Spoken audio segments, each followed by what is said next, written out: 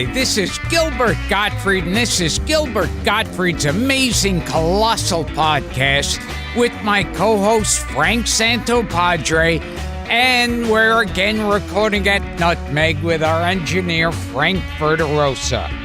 Our guest this week is a talented actor, stand-up comedian, and an Emmy-winning comedy writer who's been working pretty much non-stop in show business since the 1970s. Since meeting you.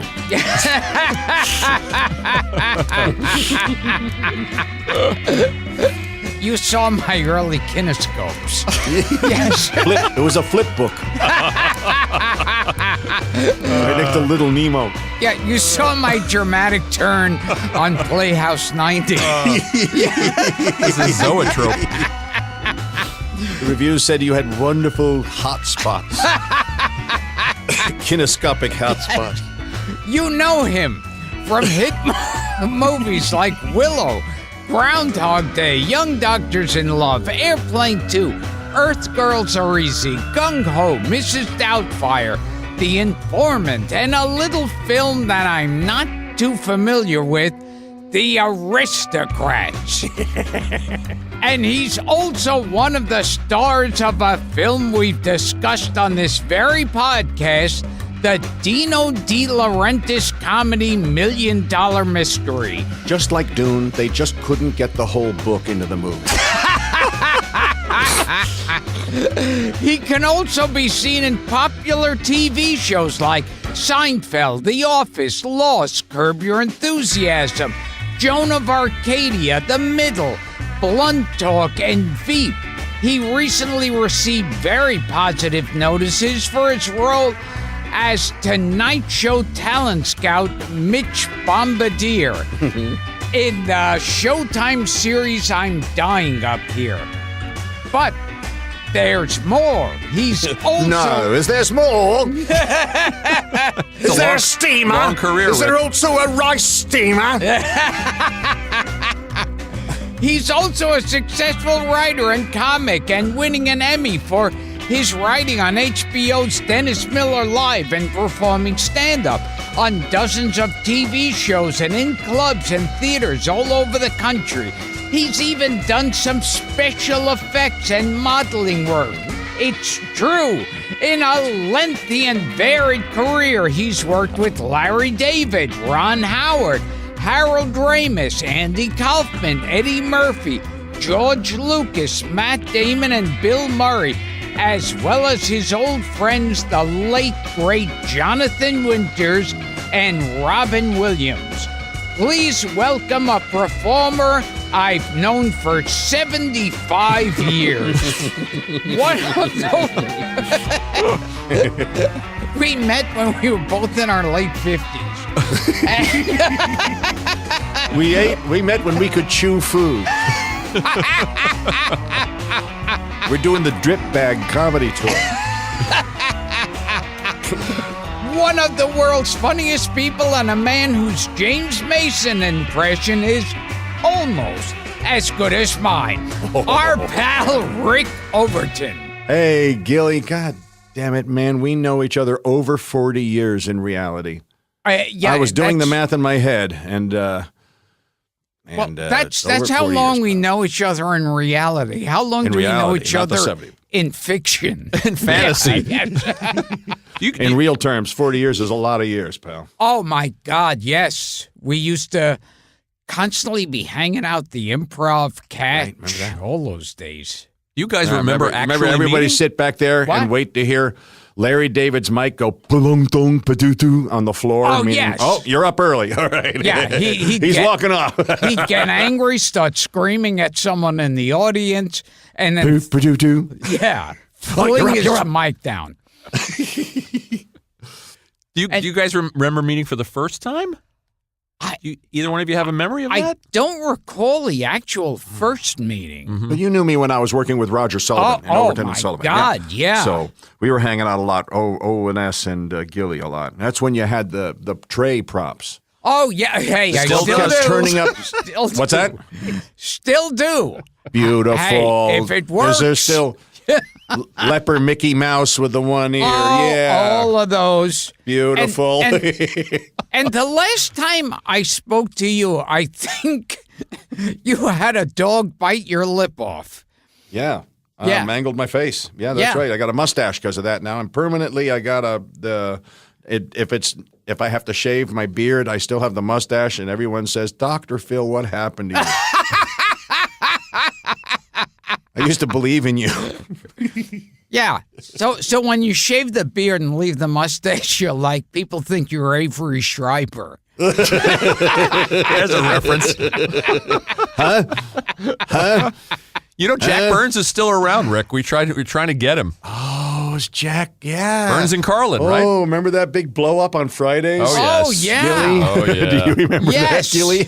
Yeah. Kelly Carlin said he's a recluse. Was it real or was it all staged? I think by it was Andy? all bullshit. Yeah, that's what. Yeah. Yeah, probably. He's still with us, Yeah. though. Kelly says he's a recluse, Kelly Carlin. Yeah, right. Yeah. He was partner with George for a while. That's right. That's right. Yeah. So Yeah, remember the he nights? was Remember the nights partners when With we would be George called- Harrison. Yeah. Oh, yeah. And what did George have to say about it? Yes. Well, baseball players have very strange names. Whereas who's on first, what's on second, I don't know who's on third. I haven't seen you do that in ages. Magnificent. Oh, I miss your Harrison. All your Beatles were splendid, man. You had them all, A to Z. You had Pete Best. No, who does Pete Best? Gilbert did Pete What's Best. the fella's name on third base? No, what's the fella's name on second base? I'm not asking you who's on second. The Beatles. Who's on first? Yeah. Remember that insulting dismissal of Ringo on the animated series? Yeah. Oh, That's all they yes. had for him. You know, they didn't know one because none of the guys could get his voice. And the other Beatles didn't sound like them either. No. No. It was like one of them sounded like Ronald Coleman. It was a John. far shittier thing I do. Let's sing I Want to Hold Your Hand. It sounds like Peter Sellers reading Beatles. Remember that album? Oh, yes. Yes, sure. It's you been a hard remember- day's night, and I've been working like a dog. Produced by George Martin. Yeah, because very hip. he worked with the Goons.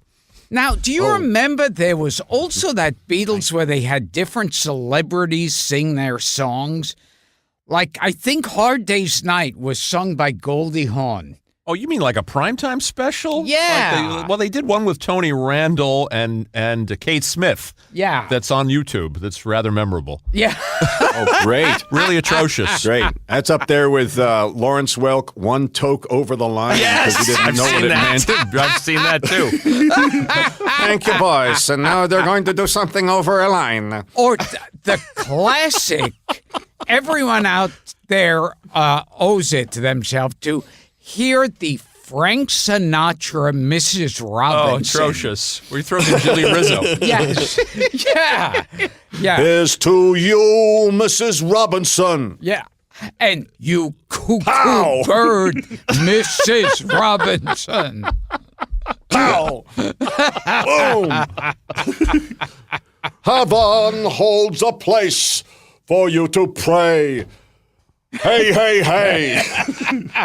Rick, speaking of music, Yes. Gilbert knows everything about you, and yet he did not know that your mom was in the Chordettes. She was one of the road Chordettes. One of the road Chordettes, Recorded the one of the gals that got in the recording group got pregnant and couldn't zip up the gown, so Mom jumped into the gown and took it on the road, and filled in the role from that point on for car shows and county fairs and all kinds of stuff, and some TV appearances. Pretty cool. Wow. Yeah. And So tell the way us, the ink spots would start to disperse and break up, you know.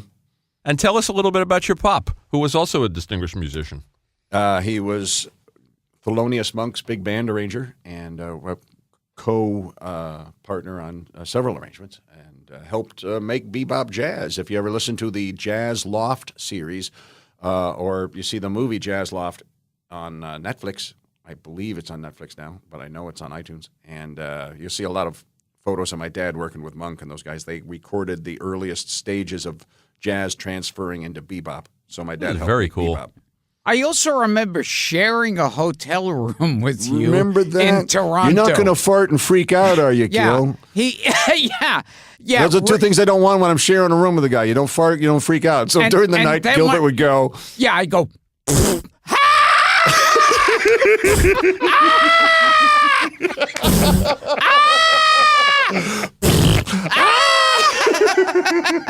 And I started then chasing you in the alleyway. Like in the parking lot, I was chasing you going,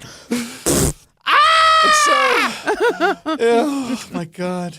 The grown men were in our 60s and we're just remembering this from 40 years ago. See? We still have our memories, right? Goddamn it. that's all we have. We don't have. That was in Ottawa. We were Ottawa. Oh, yes. We don't have our do we eyesight or hearing or the ability to walk, but our memories are still intact. Right. But my memory is perfect.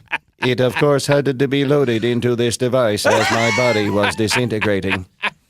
I am typing with my brain. Rick, was your Forgive mom me on the if I Bird make a Park show? mistake. Yes. That's pretty cool. She was with the Heathertones, Ray Heatherton's Heathertones. How about that? And she Oh, would my do God. kinescope. I love come this. out in the West, in the Chesterfield cigarette carton with the tap dance and tick tick tick tick and go out again, or wait for the dog to try and eat live dog food for a commercial. How about that? Yeah. Yeah, black and white makeup didn't look like normal makeup. It wouldn't be red lips. They put dark brown, stark, weird-looking makeup because it would read right on kinescope. That's also very cool. I'm sure you guys did not discuss this while sharing the room in Toronto. No. But tell Gil, this is fascinating too. Tell Gil about some of the comics like Jackie Leonard that your dad worked with on the road, because that's also interesting. Jackie Leonard Yeah. came up and would joke with me when I was a little kid because he'd be at the fairs and the shows. Wow. And James Garner, in his cowboy garb, rolled up a Western magazine and held it up like a gun, and then went bop and hit me on the head with it and shot me the "You're okay, kid" finger, Yeah. And I was beaming with pride all from that. But Jackie Leonard, yeah, I saw some comedians when I was a little kid. I didn't know who all of them were, but my mom would, tell me who Jackie Leonard is. I certainly hope so, for your sake. Yeah. That's great. And he was like, because Jackie was kind of riding, some comics, they get a sort of similarity thing going and they'll ride that out. And Jackie had an interesting career being near Phil Silvers. And having a sort of fast talking, and do it like this. Because Phil Silvers would do it like that. Your dad, I was looking at my notes, your dad liked the comics. Your dad responded very much to these people. He kind of, though he was an accomplished musician, he longed to get a laugh, you said. It's, it took me years to figure this formula out, but cool is the enemy of funny. Oh, yeah. Oh, interesting. That's the lack of vulnerability, the lack of demonstrability of any kind, and so no one really gets to see what you're thinking. We don't know what's the cool or funny part about it. But I disagree because I'm really cool, and hip is my middle name. Right, there has to be a vulnerability that doesn't exist when you're cool in the jazz world. And so he was frustrated and wished he could have another self. That's fascinating. Yeah, because and so he would tip me to records. He would play one after the next for me. Newhart, Winters. He played a lot of stuff for me. Peter Sellers. And Peter Sellers. He would take me to the movies to see Peter Sellers. Yes, he was his favorite guy. Winters and Sellers. So that's kind of how you got bitten by the comedy bug? Yeah, so to speak? Yeah. Through your Pop. Mom and Pop, they both loved him. Yeah, but Pop in particular. Yeah. I find it fascinating that such an accomplished musician, and he did a lot of wonderful things, and he worked with Stan Getz, and he wrote operas and composed. I mean, he really did. Juilliard. Yeah, taught at Juilliard, a very accomplished man, and I find it funny that he wanted to get a laugh. Yeah. That he had envy of these comedians. Yeah. There's always a barbecue in the next yard over, And the musicians, they wish they were comedians, but I think for a while there at least, comedians were wishing a little more that they were rock stars. Oh, absolutely. And then you'd see comedians do like a quote takeoff on a rock star just so they'd have an excuse to do a rock song on stage. Right. Yeah, right. I'm doing a tribute to someone else so I can get my fantasy here and maybe get that extra get laid edge on this one show. The jokes aren't working. I better pull out the song. Here's fun trivia. Did Dizzy Lady of the Night. Right, go I ahead. didn't mean to cut your bit off. No, I didn't have any more of the song. I was just starting it to hope the irony would kick in and we'd change the subject. Did Dizzy Gillespie help you and your family buy a house? Yeah, found it. That's really cool trivia. And Monk did too. So between the two of them, they helped us pin down a neighborhood so we could be close to everybody. I love His that. dad was pals with all of them. Dizzy Gillespie helped you buy your house, and I think Crazy Guggenheim helped you buy your car. He was my teacher. Hey, Gilly. Yeah. Try and do Crazy Guggenheim on a show in 2017. Oh, we talk about him a lot on this Good show. luck with that shit, man. On, Joe. yeah, you know. Yeah, it was that's like- it's why Jerry Lewis did telethons, is to make up for doing, you know. He had to show, no, I care about the kids too, you know. Yeah, back then you could still laugh at alcoholics. Right. Yeah. Oh, yeah. Try to do Foster Brooks now. Yeah. Yeah. What are you showing our children? Yeah, they even cleaned up Barney's act on The Simpsons. Oh, that's, oh my God. Yeah. He's a drunk. Oh, now they and- they rehabbed him. And when they did Back to Mayberry, with all the Otis. old Andy Oh, Gray, Otis. Otis had kicked the bottle. Same thing. That's right. And I thought, so why the fuck is he here? Yeah, why Not- are you lounging around, man? The whole joke was you're not supposed to be there. Yeah. Now you're just a vagrant. So what's your point on the show? Vagrant. You took all the charm out. Yes. and you realize that actor had no personality. Oh no, he was Without- much better when he was drunk. Hal Smith. Oh, Yeah, yeah. he did a lot of work, that guy. Oh, he's in yeah. everything. He's in The Great Race. He's in all kinds of stuff. Oh, he's a terrific character actor in real life. Yeah, Yeah. he was great. I was talking in a previous episode that Frances Bavier, Uh-oh. I heard a rumor, she was a recluse toward the end, and she died, and it was like a few months before they found her body. And that she had a bunch of cats, and the cats were all eating her corpse. That was Aunt This Bee's. is unsubstantiated. But it's too good not to be true. Andy! No, Andy, I don't want you running in there now. I want you to wait out here on the driveway. It's pretty. That's a great Don Knotts. No, thanks. I was going to ask you. I'm not sure I'm going to get an actual interview here. Do you No, remember, probably not. Do you remember the music? Let's see what an Andy Griffith fan you are. The music that would play when Don Knotts would get brave. Oh, how does it go? Dun dun dun dun dun dun dun dun dun dun dun dun dun. It was like Highway dun, Patrol. dun. Yes. Yeah. They'd always play that. It when- was a satire, serious music. Yeah, Yeah, it was like right. when Build up, yeah. Don That's Knotts would build his courage up. And Incidental music. yes. I believe that's called. Well, for the Munsters, it was dun dun dun dun dun dun dun dun dun dun dun dun dun dun dun. Are we going to do the ones from Gilligan's Island too? Oh, Okay, then. All right, let's see. And then we got to do Man from Uncle. Got to do the wipe, the in-between scene wipes. Bling, bling. This is going to be one of those shows, I can tell. Well, two people who love the same esoterica. Yeah. It's going to be a problem. You have a problem now. Here's one from Gilligan's Island. Yes. Oh, wait, Dun-dun-dun-dun-dun-dun-dun-dun-dun-dun-dun-dun-dun. Oh, wow. Dun, dun, dun, dun. Deet, deet, deet. With Gilligan riding on a bike and operating the Yes. washing machine. But no, first you zoom in. I'm going, I won't do it. No, I won't. Pan out. And he's Oh, on yes. the bicycle, right? He's in a dress. He's in a dress with a wig, right? They had, because the Howells packed a dress and wig. So, Oh, God. Lovey, wear the freaky dress. We're on an island. So Who what? cares? So, Rick, you grew up in Jersey, in the house that Dizzy Gillespie and Thelonious helped you buy. What did you watch? I know what comedy albums you listened to. I'd watch, Besides the Andy Griffith Show. Man from Uncle. Everything from Perry Mason, Man from Uncle, Girl from Uncle, The Avengers with Mrs. Peel, the original Mrs. Peel Avengers, and The Prisoner, and let's see, if they had horror movies on, Twilight Zone, of course. The one that scared the shit out of me was the Shatner opens the window and is looking at you. yes. The That's a great plane. one. That kind of Yes. spooked me for a while.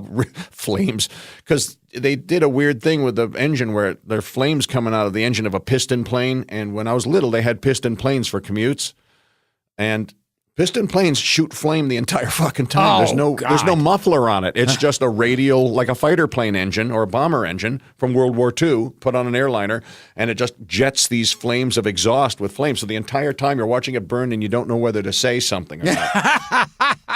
And he goes, one stewardess came by and said, "Oh, no. You complain when you stop seeing the flames." Do you remember the other Twilight Zone episode with William Shatner? I do. Yeah, the little wish maker. Oh, Yes, yes. so they're trapped in Devilhead that wish town. maker. Where they put Fortune the teller. penny in and the little devil head starts shaking. That's a great one. That was, yeah. Should we stay here until 2:30?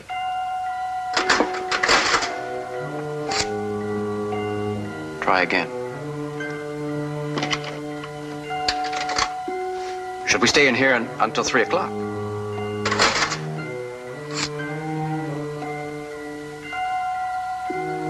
There's no question about it.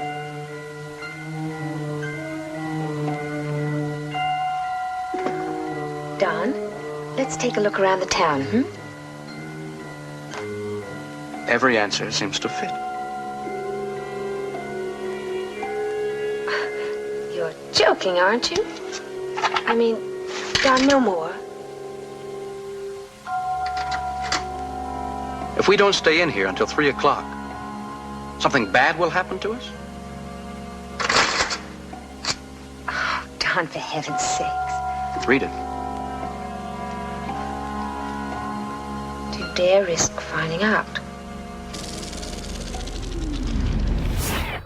And I like I think it was an hour long, the Gig Young one. I think it was called Walking Distance. Yeah, we've talked about that here. Yeah. That's Is that the one. bomber crashes in the desert? No. No. His car stalls. Well, that's Bob. I love that Bob. Is that Yeah, the guy? Bob Cummings. Bob Cummings. Gig Young's car stalls, and he realizes he's like a mile away from where he grew up. And then he goes there, and everything is exactly the same. And then he sees himself as a little boy there. Yeah, we just had a guest on this show, Rick, who was in a Twilight Zone, Joyce Van Patten.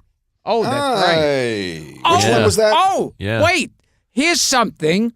What? The actor who plays Gig Young's father in that episode is this actor. He was a very good actor named Frank Overton. Yes. 12 o'clock high. Yes. Well, that's right. Very good. 8th Air Force series, yeah. Yeah, this. Oh, yeah, we'd watch 12 o'clock high and Combat, Cover Me Rizzo, Oh, yeah. And so all that 60s Batman. I, at first, was furious with Batman How so? for being so corny. Yeah. And then I started to laugh at it, and I let it go. I caught a Batman by accident. They're on MeTV. Yesterday. Yeah. And of course, it has an actor who I think I've mentioned on the podcast. Oh, you caught a once or Joker twice. episode? Yes. Oh, that's yes. perfect. And to make matters Cesar worse. Romero put makeup over his mustache because he's Correct. not saving Yes. that shit for Yes, 1 week's he work. did. Yeah, so Cesar Romero's in it, and we all know his past. I'm not sure Rick knows, but maybe you can tell Oh, him. okay. Well, I don't know. I just Okay. know he was the Joker. All right, Yeah. sure. You're twisting my arm. What Cesar Romero was into was he'd gather up these young boy toys, and then he'd pull down his pants and underwear, bend over, and some say he was standing ankle deep in warm water. I don't know. Some say. But then he would instruct the boys to throw orange wedges at his ass. And some say it was tangerine wedges, but it was some kind of a Get your a facts citrus. right. It can't be both oranges and tangerines. You can't have them both, Gil. So did he switch his name to the Stroker? Yeah. Very good. Oh, but on this episode of Batman, Yeah. you know, he starts riding around the truck like it's some hidden thing, you know. And the name of the company on the truck is Gay Fellows. Oh. I remember this one. Does the How about truck that? disappear? I In think so. 65, this is happening. In Yeah, 1965. it does. Yeah, The truck disappears. It disappears in that great special effects they'd have in Yeah. the 60s. Yeah. Which is stop the camera, roll cat truck out, Exactly. lock the sticks down, and rolling. We had the pleasure of having Adam West and Burt Ward on this show, Rick, and Julie Newmar and Lee Merriweather. Oh, boy. Yeah. Julie Newmar, huh? Fantastic. Yeah. Wow. Lee Merriweather. Great. Yeah. Julie Newmar told Gilbert she was into short guys. There you go. And as I recall, Lee Merriweather offered to spank you. Yes. Yeah. Yeah. Oh, well, Which were I you being bad? yeah. And then some. Did you make a duty on the floor? Yeah, I Just wanted you her gotta- to You know, you can't just hit Gilbert. You have to make him associated with what he did. You have to hold his face right next to the shit and go, no. Or you're just confusing him. Oh, Lord. Oh, my God.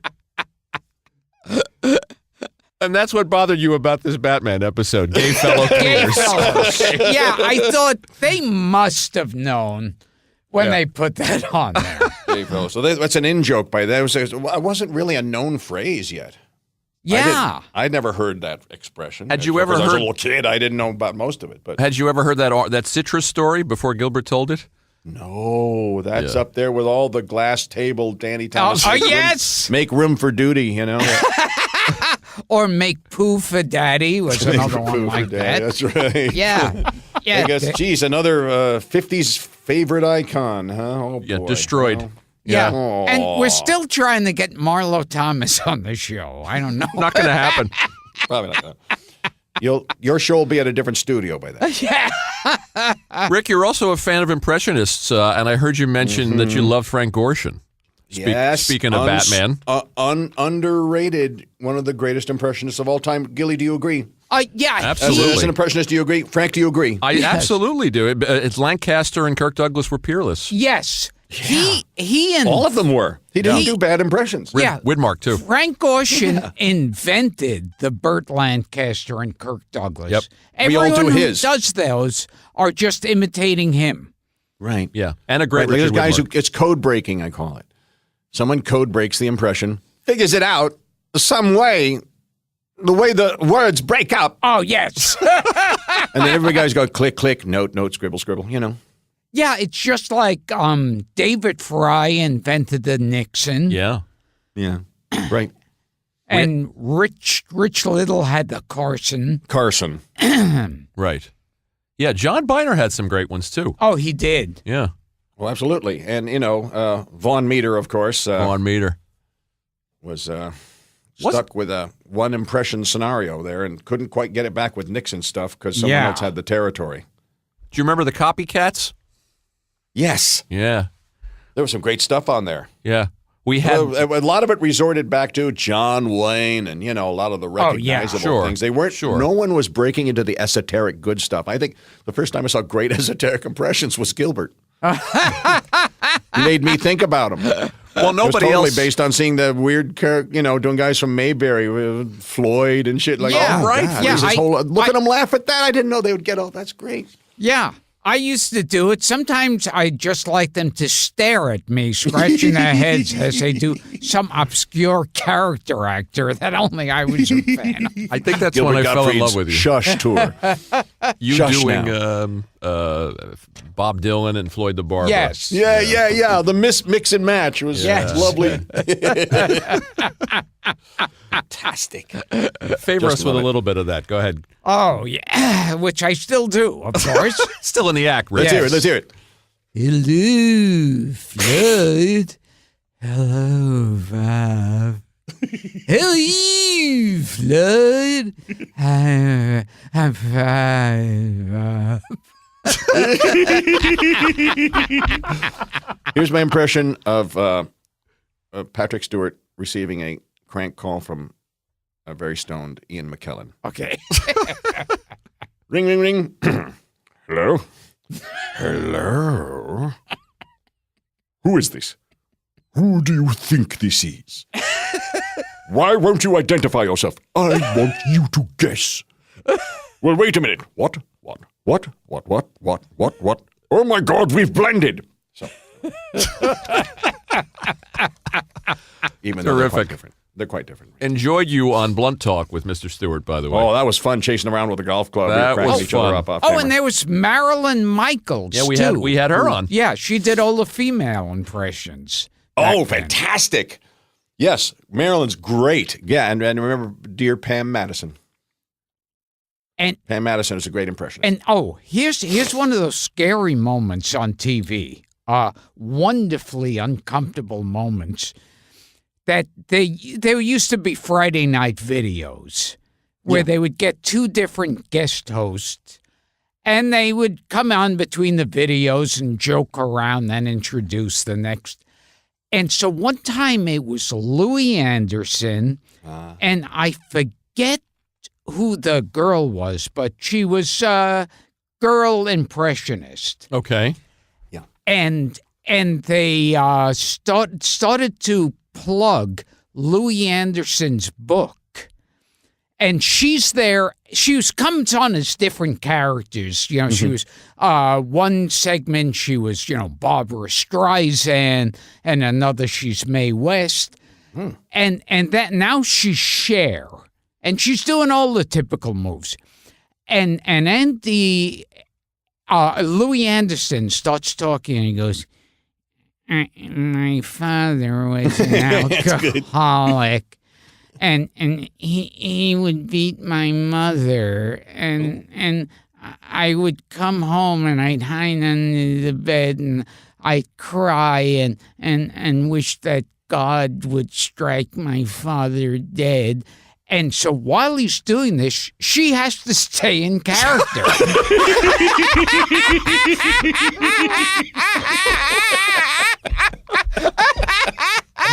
So This is completely off book. she's there and Cher, hitting her hair back, all the moves. And she has to be a little serious and sympathetic as a Hilarious. Cher impersonator. And she goes, "Oh, yeah, that's really bad, Louis." Vamp, cover. In character, stay in character, but vamp and cover. Stretch. Oh, that's great. I didn't plan on her talking. I only say 3 things she actually says. I said all of them. On the subject of impressions, you do a very specific Larry Fine impression. I understand. Oh, well, it's up here in the nose. Oh, no. And of course, it's kind of like, Stimpy. Yeah. Yeah. Because it's the, Don't you do Larry having his hair pulled out?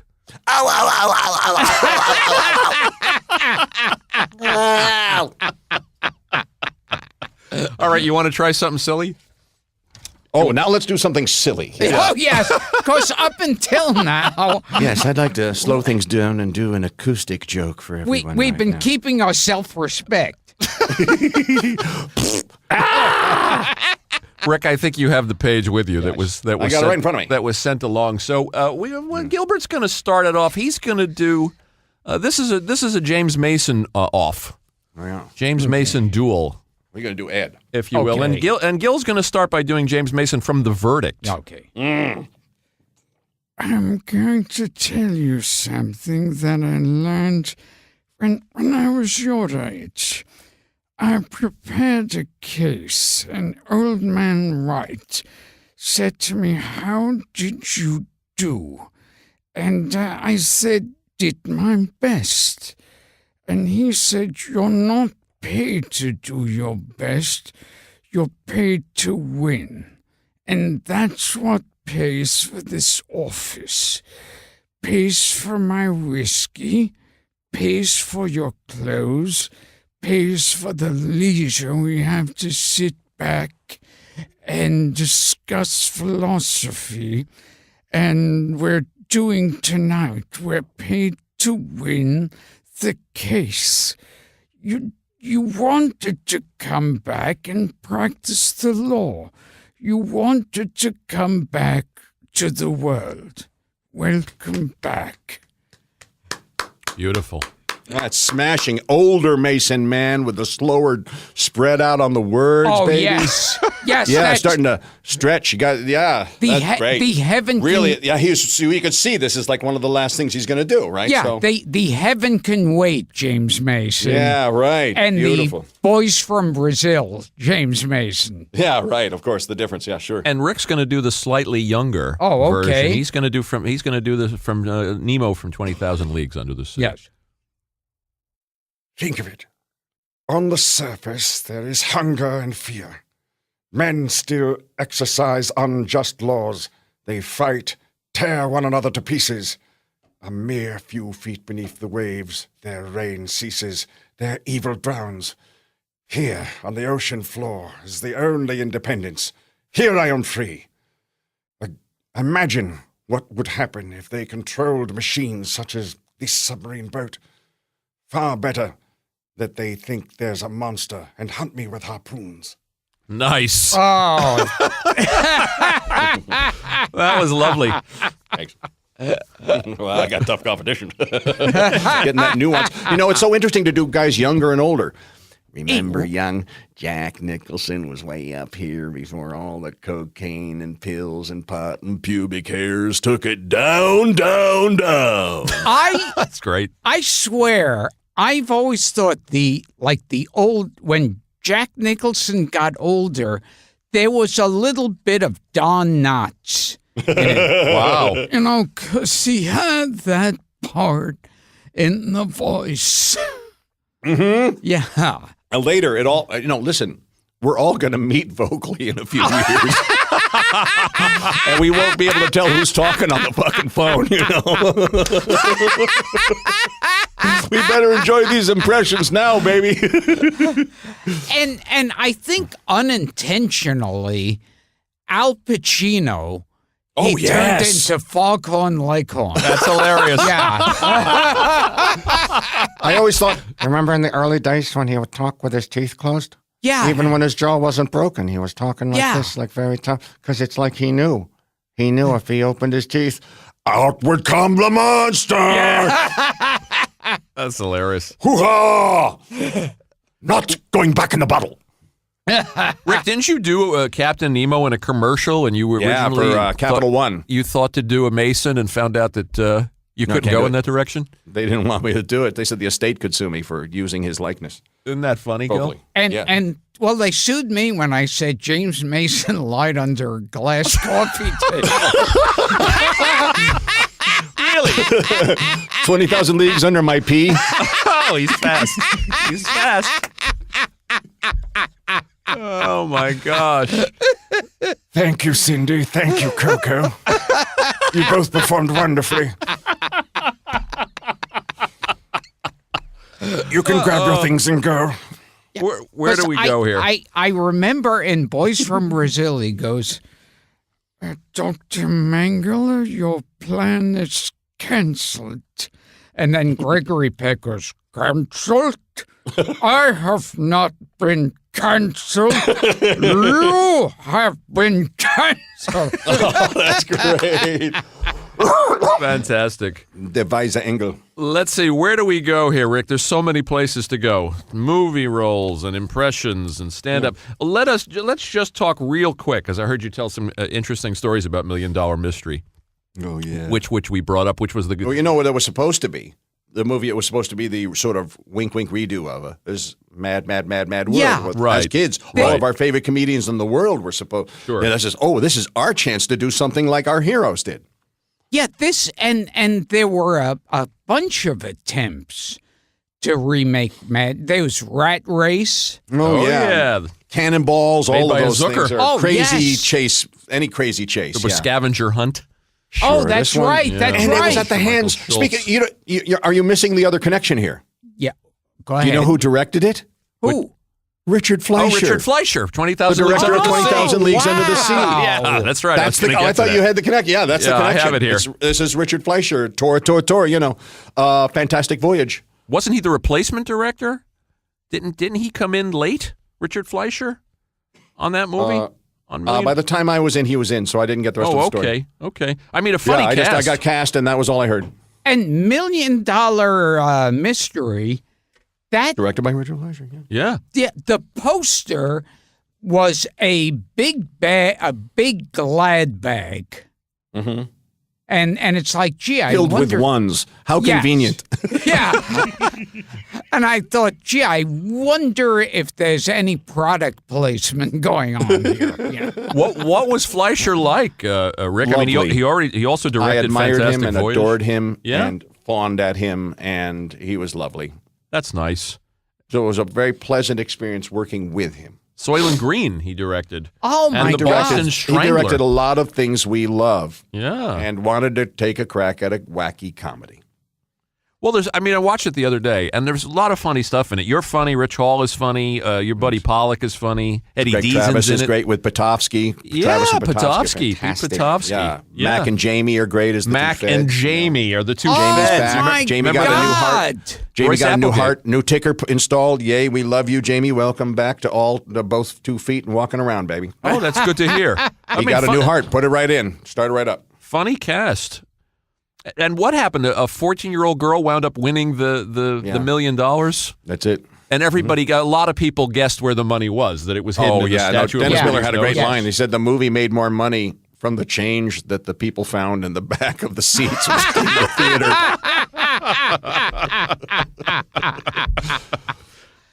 I said, you know your movie's in trouble when it's playing on the airliner on the way to the premiere. Okay, when you mentioned Soylent Green, somebody told me they went Apple. they went to Charlton Heston's house. Okay. And it was obviously there was some get together going on there. He heard a lot of people. And, he knocks on the door. Charlton Heston is there. He answers. And he's got like a milk mustache going. and he says to him with a smile, he goes, milk and cookies?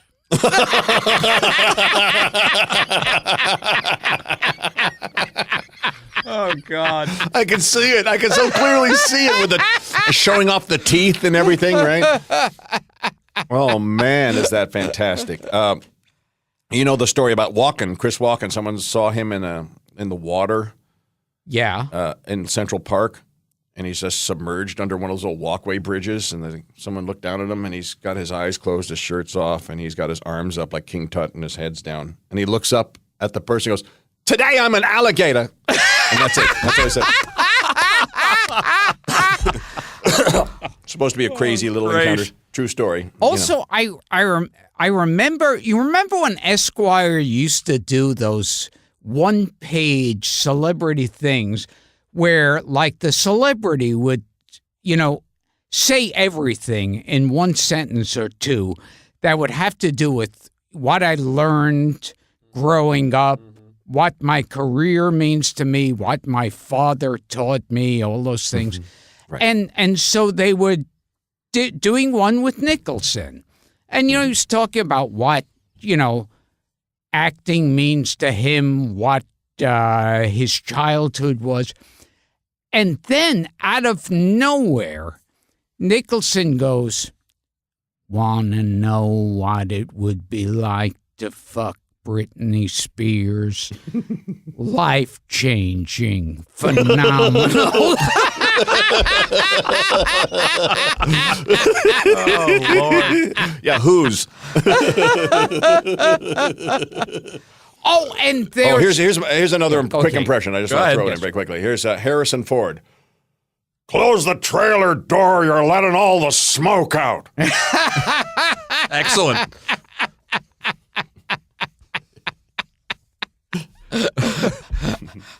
Yeah, I was in a restaurant, and the woman was bragging. She goes, Harrison Ford comes in this restaurant all the time. And her son said, "He's here because he has the munchies." He's a total pothead. Yeah, you're going to finish those? Okay. Why no, Mr. Ford? What? Yeah, just hand them over. Here's a story that Roger Ebert told, that when he was a reporter, he was sent to interview Lee Marvin. And Lee Marvin's there. I love this story. Yeah, he's sitting by his pool in a bathrobe, and he's smoking a cigarette and drinking a scotch. Oh, Lee Marvin, And- old Hollywood. And his little dog is running around yapping. And in the middle of the interview, Lee Marvin's wife comes home. She was away for a couple of days. And she goes, "Hi, everybody." And he introduces her to Ebert, and she says hello. And then she sees the dog is biting something and playing with something in its mouth. And she goes, "Oh, what do you have in your mouth?" And she takes it out of his mouth, and it's a pair of women's underwear. And she holds them up, and she goes, "These aren't mine." And Lee Marvin looks down, and he goes, "Bad dog." Great one.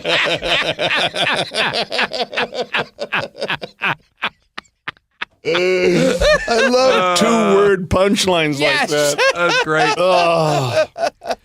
Rick, you want to talk a little bit about Willow? You and your buddy Kevin? Well, another brilliant impressionist, Kevin Pollak. He is And- terrific. Oh, yes. Oh, my God. So we some interesting notes about there. We were designed by comic artist Mobius, Jean Giraud, Yeah. and we modified the design a little bit. So You and they Kevin let with the us- brownies. Yeah, we came up with some gags for the brown. He came up with the bald head and the rat thing on top, and I had sort of a yuppie sweater made from a dead rat skin, back when yuppies were a thing. And so I was the arrogant douche of the two, and Kevin was the sidekick who would get drunk. And we had a lot of fun. So we held the record for the most amount of little dudes superimposed by process into a film scene since the record held by Darby O'Gill and the Little People. I love that. Oh, wow. That's a We were fun the thing. next most amount of little spliced in people. Did you meet And Billy they Barty? they invented morphing for the film. Oh, wow. Oh, they did. It went to and the second use of it was Michael Jackson's "You're Black, You're White." You know the song where the faces would Oh, flip yes, and model sure. change. Yeah, that's they all from ILM. I heard you tell two interesting things, too, about that movie. One is that Lucas came in to direct for a day. When Yeah, Ron every Howard- now and then he'd come in there and he would say, "Faster, funnier." That was his whole Faster. Faster, funnier. I love it. Did you get to meet Billy Barty? No, we were shot in San Rafael. He wasn't Uh-huh. used for that process. He was in New Zealand on location, and we were just up at where ILM used to be in San Rafael. So 5 weeks straight of just us and blue screen, and be scared of the tennis ball with an X of tape on it, and run from the light fixture. Make sure not to. And you have to. We had bare feet, so we had to feel for where our tape mark was with our feet, because you can't look down, otherwise you're doing a Spencer Tracy. Oh, that's right. You guys are a great duo in that. Thanks. Really fun. You really have to hit marks with that shit too, or you're walking right through a tree. way! To the lake! That way. You are drunk. And when you are drunk, you forget that I am in charge. Fine. Then which way do we go? That way! Oh, no! That's the way I'm going. All right. You can follow me as far as the lake. But that's it. You're not going south, are you? No. Just as far as the lake. Good. Mumbo, Jumbo, I am hungry. Go get me some eggs or something. We are not afraid of you. Now!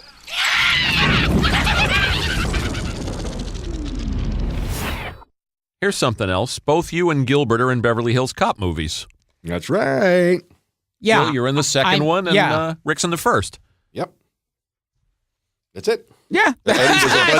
Eddie was a pal to us both. Yeah. It was good to us both. Going back to the triplets, the identical triplets. Right. Oh, and God. Of which there were 4. Right. Right. Bartlett did have, and then, Jim Myers, And you had done improv with Eddie. That's kind of how you wound up in that movie. Yeah, we did. The scene was improvised. A lot of it. I gave him the line about, and you better have that paperwork out for me in this office, or I'm going to check up your ass with a microscope, the iron ones from school. So. What about your scene? What about Sydney's? Oh, scene? well, we Did you just, improvise? we improvised through the rhythm. We found the beat and the rhythm of it, and we improvised. You gave him a, so. Yeah, I remember they had written some scene that had nothing funny about it. Right. And then me and Eddie just started, like, whatever popped into our heads. And we do it different each time and start laughing. And yeah, you were wonderful, man. What about Groundhog Day? And he Day? railroads you, too. It's great. Yes. Yeah. What about Groundhog Day? Rick, same thing? A lot thing? of fun. Rick Dukeman, who we just lost recently. Real funny man. Yes. He and I and Harold were getting along with Bill because everybody's an improviser then in that whole scene. So we came up with a lot of the drunk shit that we come up with. I'm flopping all over the place, and they let me come up with physical stuff to do. So, it's I'm anxious to see the musical, to see the guy that does the part, the amalgam part, me and Dukeman, yeah. It seemed like for a while you were cornering the market as the dumb guy in the bar. Right. Dumb guy in bar. Hey, people say, hey, you don't want to get typecast. I go, shut the fuck up and let me work, motherfucker. What are you doing to me? You're killing me here. That's what always drives me crazy. Yes. These people let me who get say, the gig. Oh, they're always casting me in the same roles. Oh, poor baby. Yeah. Boo fucking who? Or Jeez. these actors, like black actors, will say, oh, they're always making me a gang member.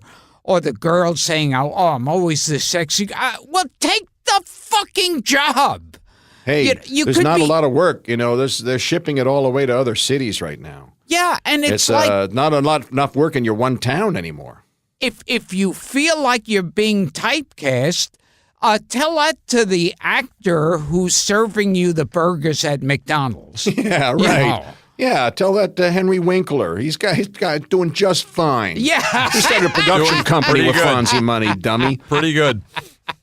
He's just fine. Although Henry Winkler does talk about how they offered him the role in Grease, and he wanted to break out of the Fonzie character, so he turned it down, and he realizes that was a really stupid fucking move. Yeah. I guess we all got a couple of those under our belt. Yeah, and the miracle is we're still here swinging away like Papillon on a sack of coconuts, Oh, yeah. Oh, what drove me crazy in Papillon.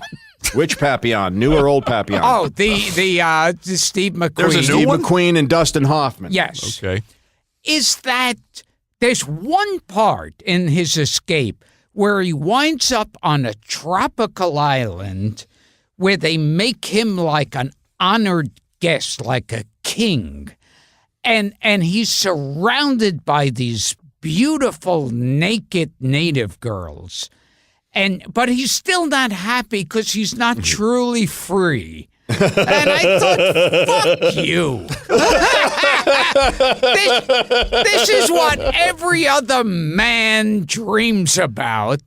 and you've got it. Fuck you, you're not free. And remember Dustin having trouble leaving the prison once the gates were open? Oh, that's right. Yeah, I like that movie. He had a snappy head motion that Oh, reminded yeah. me very much of Midnight Cowboy? That one? well, his head was popping around so much. It reminded me of God, who's the other young actor? Ferris Bueller. Matthew Broderick. Yes. Remember a young fat? He had a what? Huh? Head Yeah. that would snap, snap, snap back and forth. It reminded me of that because when at the end he goes, Yeah, I remember real stiff robotic motion at the end. There turned him into a robot. Yeah, I remember Dustin Hoffman in that movie saying to Steve McQueen, "Maybe you'd like to think about starting your own garden." It's a little David Brenner in that Dustin Hoffman impression. With those big, thick, round glasses. Right. Here's a fun role for you, Rick. Tell us about being in The Rocketeer, a movie that Gilbert and I like. Joe Johnston's a friend buddy Joe of mine Johnston. since the connection to Willow is he worked on Willow and the effects at ILM at the time, and we became buddies from that point on. And this is just about 1 or 2 years later, he calls up and says, "Hey, you want to be in The Rocketeer?" Which I love the comic, and I knew Dave. Mm-hmm. Yeah, the late Dave Stevens. Poor Dave. Yeah, talented man. Brilliant. Nice guy. And so I said, heck yeah, I want to be in the movie. What do you got? And he goes, you want to come down to the clamshell scene? I said, yeah, I love it. Great. A big set. Okay, cool. He's going to fly around on the rocket pack in the ballroom. Oh, awesome. He said, how'd you like to be in the trailer? I said, how do you do that? You're going to say the name of the movie. And so I went, oh, I'm on the dance floor. Why, it's The Rocketeer, Very cool. and Gilbert and I love that film because there's an actor made up to look like Rondo Hatton. Rondo, that's that right. big Rondo-looking dude. Man, wasn't that a great job? Yeah. And So much to like about that movie. And they make Errol Flynn a Nazi Right, spy. there's an Errol Flynn character and a Howard Hughes character. Oh, that's right. Right. Yeah, Terry. Yeah, Terry O'Quinn. Terry O'Quinn was who I worked with on earlier on Blind Fury. And oh yes. And Jennifer Connelly, Jew. Mm-hmm. Oh really? Yes. Connelly. She's the love interest. Yeah. Well, I guess her mother was Betty probably Page a Jew. Character. But greatest tits ever. Jennifer Connelly. So says Gilbert Gottfried. Yes. So declares. Criswell speaks. I'd like it to be a blurb on the poster. Greatest tits ever, Gilbert Gottfried. That's a good-looking movie too. There's a lot to like about that movie. He made Production design. It deserved more press from the did. movie makers, don't you think? Oh, and Alan Arkin. I mean, it's got all kinds of things Alan going for Arkin's doing that funny kind of Southern accent. He's great. Midwestern guy, yeah. Yeah. My favorite take is when he's in the back of the truck and he launches the pack to get them out of there, and he's pushing the truck forward, and you see him just holding onto the wheel, zipping by. That was fun. Yeah, it was a really fun movie. I had a fun couple of days shooting it. Yep. Rick, you work like crazy. I mean, I'm looking at your IMDb page, and you're talking about, let me work.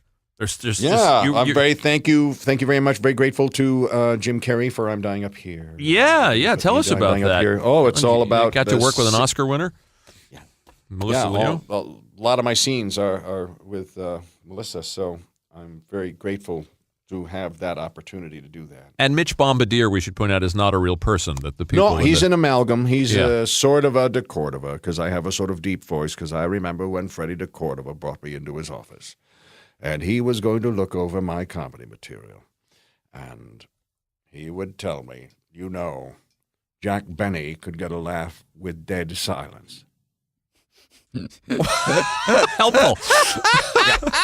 Yeah, but and so I'd sort of, okay, which part on here? No, just in general. I'm just, okay. At least he knew who you were. He didn't know who Gilbert was. Yes. Fred de Cordova. Freddie didn't know you? I was doing a sketch on the show with, and Jay Leno was right. I remember. I was doing a sketch, and Freddie de Cordova, who was much older then, of course, he turns to one of the writers, and he says, "Who is that kid?" And he goes, that's Gilbert Gottfried. And he goes, what does he do here? And he goes, he's a comedian. He's been in movies and TV. And he goes, I thought he was just some kid who worked up here. Oh, nice. I'm trying to bring a lot of that to the part. Yeah. You're very good in it. Oh, thank you. It's a good series. Oh, well, listen. I mean, if you're going to be working with Melissa Leo, you better. Yeah, it's very smart. Have a game. Thank you so much. And it's a great show for everybody. Everyone's doing a great turn in it. I hope you're on this season, Gilly. Yeah, I always like when the producer comes up to me after a series been off the air, and then he goes, you should have been on my show. I've heard that so many times. Where were you? Where were you during this? Oh, I just appeared. I'm sorry. I'm just at 63. I just recently appeared. Yeah. Where was I? I was sitting in a chair by the phone. I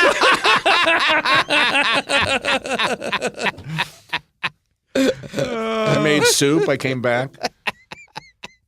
Hey, Rick, here's one from one of our listeners. We have a thing that we do on Patreon called Grill the Guest.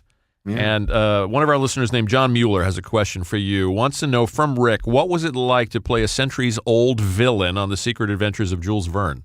It was flat out awesome because I was also the creative consultant on the show, I designed a lot of the ships and the machinery and the weaponry, and I would hand it off to Meinert Hansen and Phil Stamp to refine the artwork, and then straight down to construction. And 2 weeks later, my rough sketch is a set on the set downstairs. And I was the Count Gregory, thanks to Gavin Scott and Pierre Delapointe.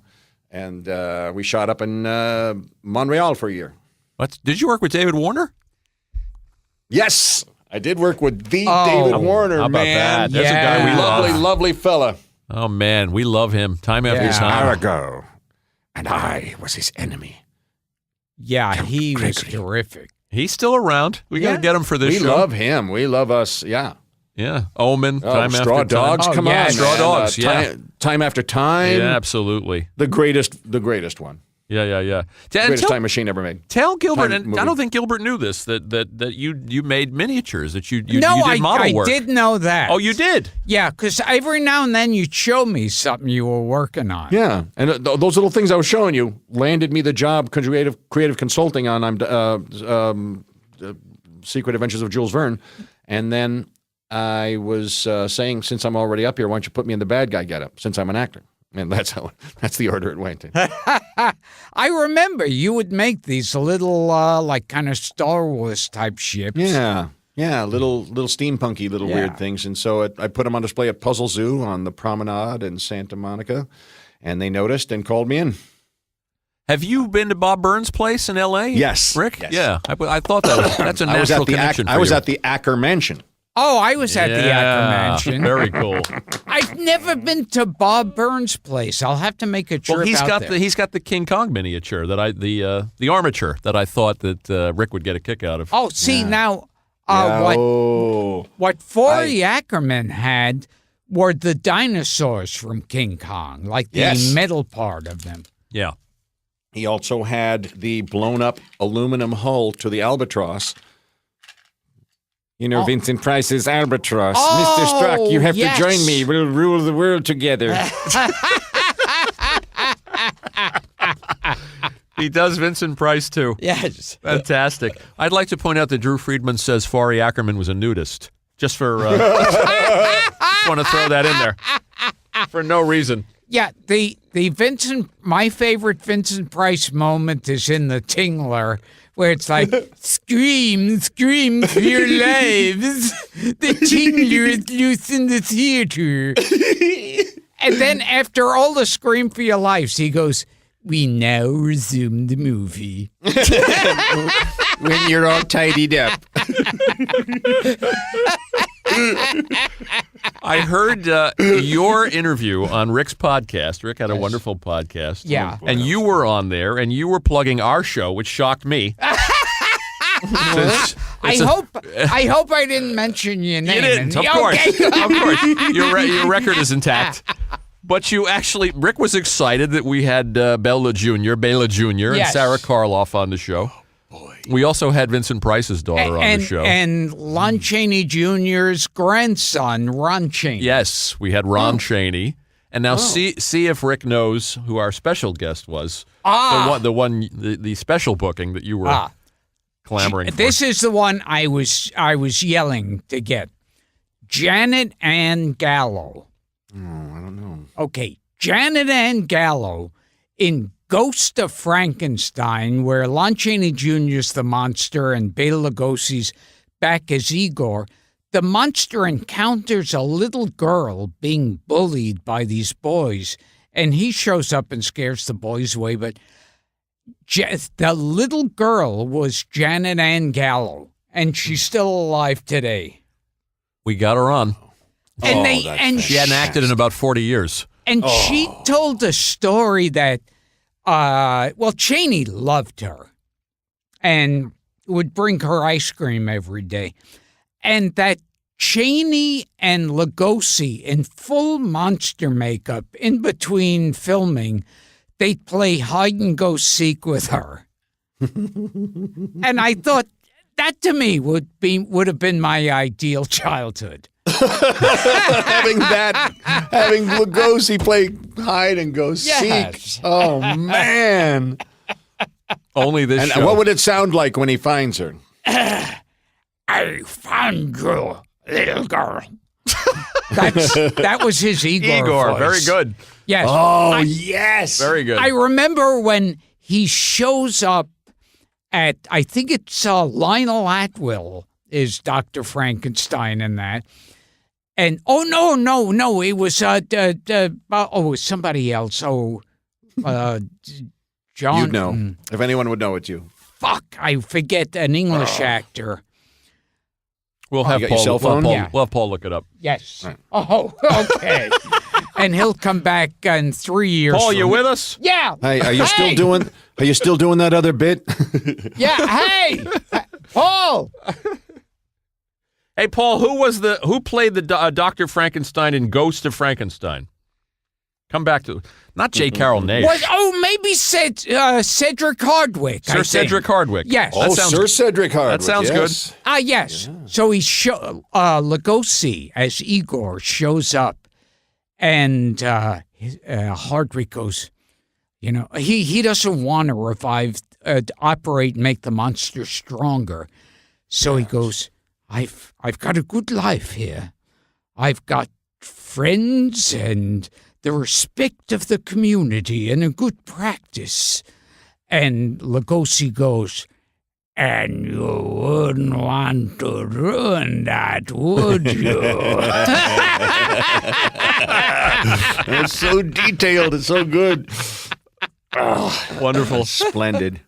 That's when Lugosi was actually, you could see he was able to do character work. Yeah, right. Well, he's a good Igor. Oh, he was great as Igor. Yeah, that was his part. Yeah. Well, and he's no Marty Landau, but he's great. Yeah. No. Rick, we got to ask you about the great Jonathan Winters. Yes. And your friendship with him. Yeah.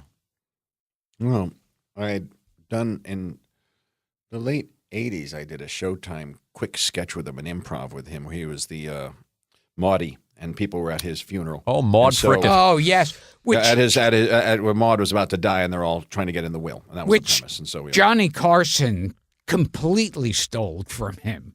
Oh, completely. He didn't even deny it. Aunt Blabby? Yes. Yeah. Aunt Blabby was Maud Frickert. Absolutely. No, he was faster with it. Up here. Whereas Jonathan, he's so hip. He had hidden hip things. He had because he had to be hidden hip then. You couldn't be overtly hip. I mean, this cat was doing this and this cat was doing that. And he was using some hip terminology, but he was hiding all kinds of edgy shit in there. He used to, I remember seeing the Robin Hood movies, and I'd be in the back of the room, and you have to wait in the way back of the room there because he'd be there, Maid Marian, like that. He's talking about jerking off in a theater. It's like, oh my God, I didn't even, as a kid, I missed it completely. Oh, you clever guy. You had, of course, to hide all that, He couldn't, he was We had to sneak all these little buzz things in there to be edgy. What clever man. Yeah. Yeah, I met Jonathan Winters once. Where? And it was like we were both doing some show. We weren't working together, but we were both on it. And I shared a dressing room with him, I think, or I was invited into his dressing room. And we were talking, and there were other people there. And every now and then, I always start daydreaming. And he would turn to me in the middle of what he was saying, go, "Say, yeah, you're zoning out a little, huh? Yeah, we lost you, Gilbert." And I remember Jonathan Winters saying to me that his parents warned him, don't start fooling around with women all over the place and be careful with your money. And he goes, so now I have no money. And then he points to his crotch and he goes, and Mr. Pencil doesn't work anymore.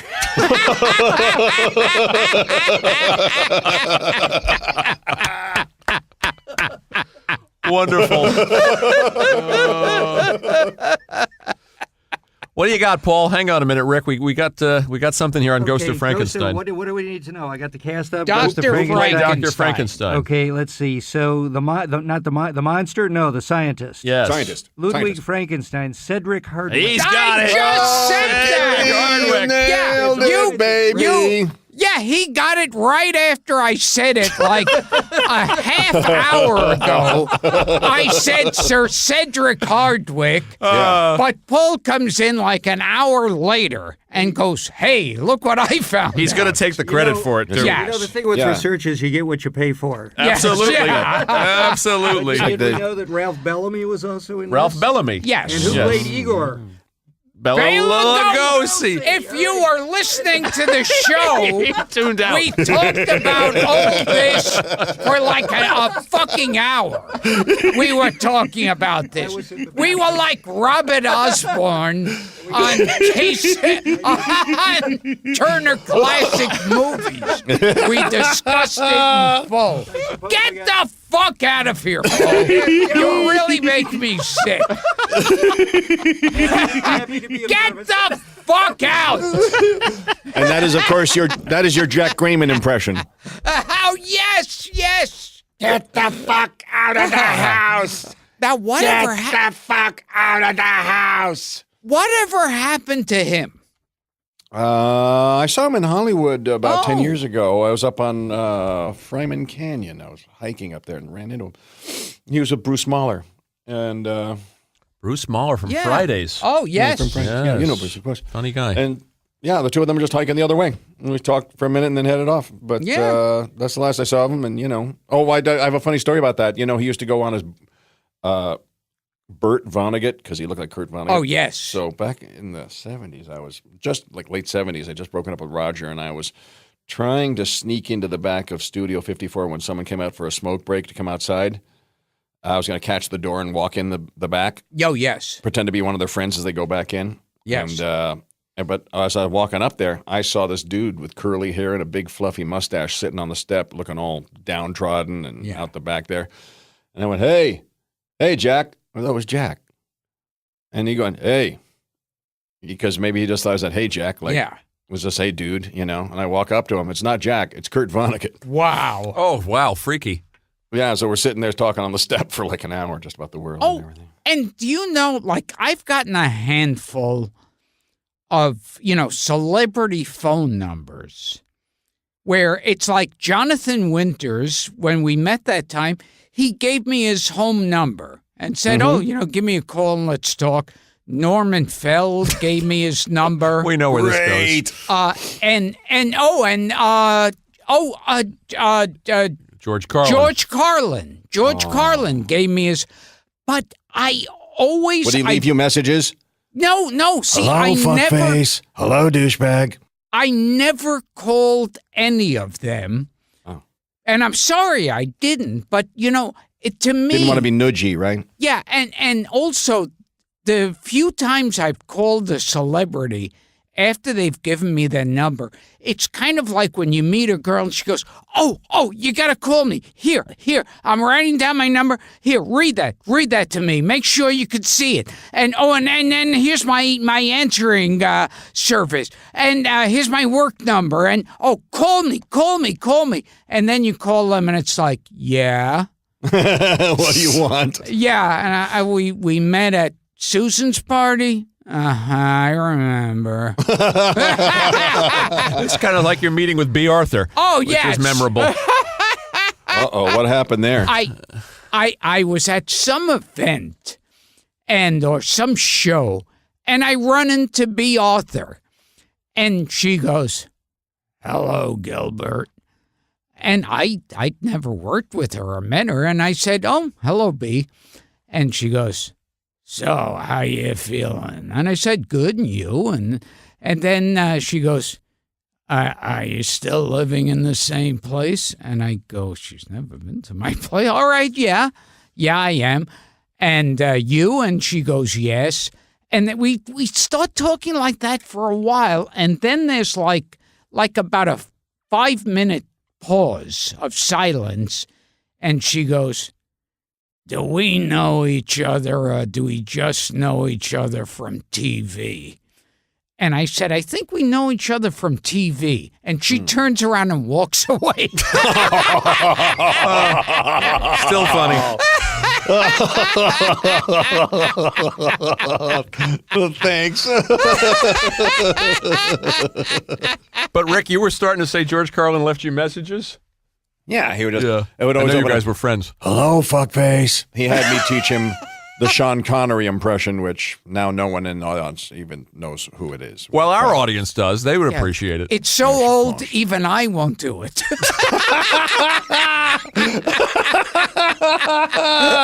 Well, you guys want to do this? So outdated, Gilbert Gottfried won't touch it. Yeah. So maybe instead I'll do someone else. Rick's got a good impression. He's going to try it out, and we'll try this. And I'll do mine as David Brenner. Okay. Oh, that's great. So this is a scene from The Producers, starring, if I have this correctly, David Brenner and Morgan Freeman. So, Rick, you can start us off. I assume you are making those cartoon noises to attract my attention. Am I correct in the assumption, you fish-faced enemy of the people? I have hurt your feelings.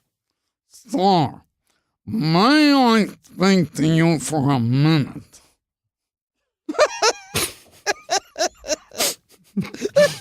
Go. You have 58 seconds. Well, sir, it seems. You have 48 seconds left. Hurry. In looking at your books, I discovered that... 28 seconds. Hurry. You're using up time. Mr. Beyond, I can't function under these conditions. You're making me extremely nervous. What is that? A handkerchief? It's nothing. If it's nothing, why can't I see it?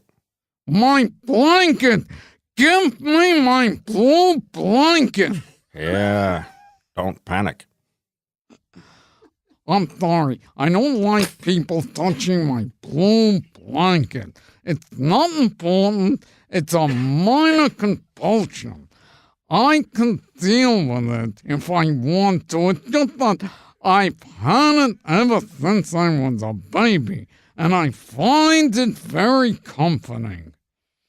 They come here. They all come here. How do they find me?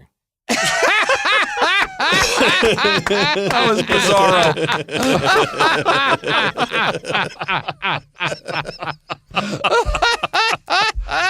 Truly bizarre. Oh, reminds me of the old days. Oh, my God, yeah. Yeah.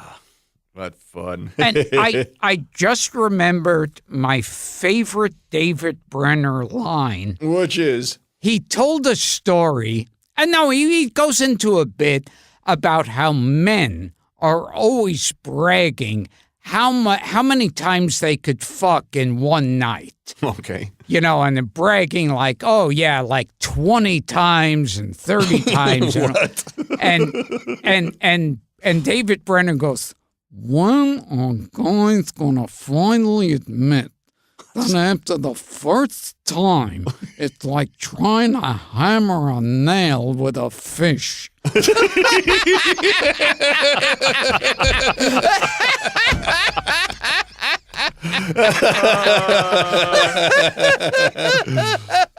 such a good impression, too. That's fantastic. Wonderful.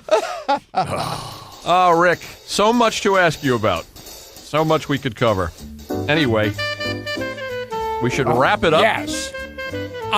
This has been Gilbert Gottfried's Amazing Colossal Podcast with my co-host Frank Santopadre and the lipless. Screwface Overton. The frighteningly deformed. Oh, children, don't look at him. He's not human. Rick Triggerface. He triggers people with his face. The very funny and our old pal, Rick Overton. Thank you, guys. Thank you, Gary. Funny and prolific. What fun. Rick, this has been great. Thanks for coming. Thank you for having me. What a ball. Oh, man. I'm dying here. Well, you got anything you want to plug before you go, Rick? Well, you got some movies coming out. I'm going to be coming out. I would like to plug Scarlett Johansson. Yes, we established that. That's a whole other story. So I'm going to be coming up on the ABC series Speechless around Thanksgiving. And they're picking a week for it to go either before and after one or the other, they told me. So it's going to be right around there. Wonderful. This has been a blast, Then guys. I'm dying up here and look back on some of the recent episodes of Veep. Oh, that's right, Veep, too. You're in everything. I mean, you're in Seinfeld, you're in Lost, we read Curb Your Enthusiasm, we read a bunch at the top. I mean, you are a working actor, my friend. Grateful to be so and grateful to be on your show. It was a kick. And it was nice finally meeting you. It was lovely to finally not meet you in person.